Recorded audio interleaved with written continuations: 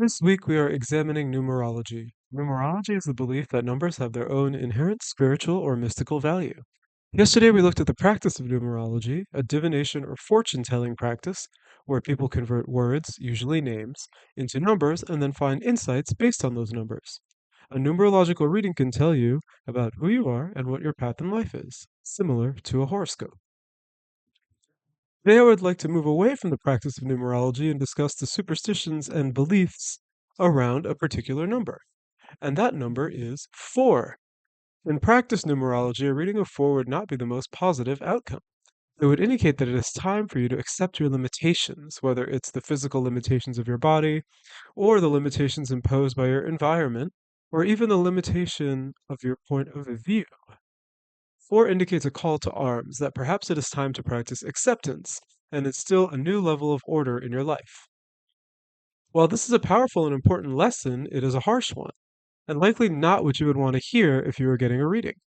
Moving away from the practice of fortune telling, there is a large part of the world that holds a deep superstition around the number 4, and that is East Asia.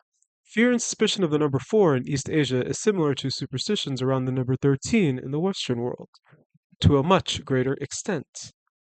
The reason that tetraphobia, or the fear of the number 4, is so prevalent in Eastern Asia is well known.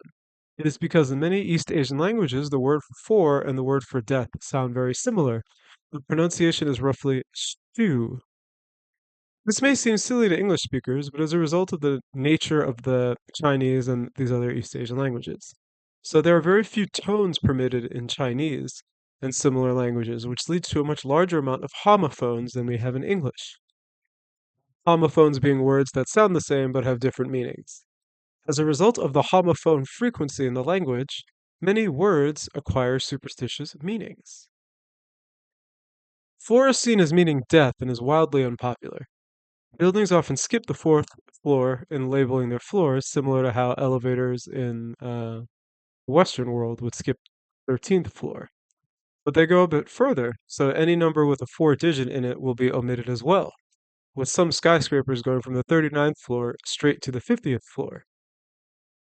Train cars, aircraft registries, submarines, and all other manner of vehicles will not have the digit 4 included in their registry codes. And this is the modern and prevalent point of view. However, there are some regions of China where the number 4 is given the opposite treatment. 4 is also considered to be very lucky and a symbol of prosperity. And that's because in some Chinese dialects, 4 does not sound like death, but rather is a homophone for a word meaning happiness or joy. So 4 is also highly celebrated, though by a smaller crowd. It is also worth noting that there are many East Asian historical and philosophical concepts that exist in groups of 4. So in earlier Chinese history, it was considered more of a number indicating this joy and prosperity kind of meaning. Um, and some examples of the concepts that exist in 4, there are 4 greatnesses in Buddhism and 4 greatnesses in Taoism, two of the most prevalent beliefs in those times.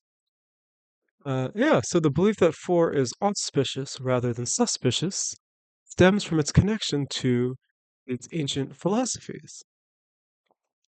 All right, I hope that you found today's video to be interesting. Tomorrow we're going to subtract 1 from today's topic and take a look at the number 3.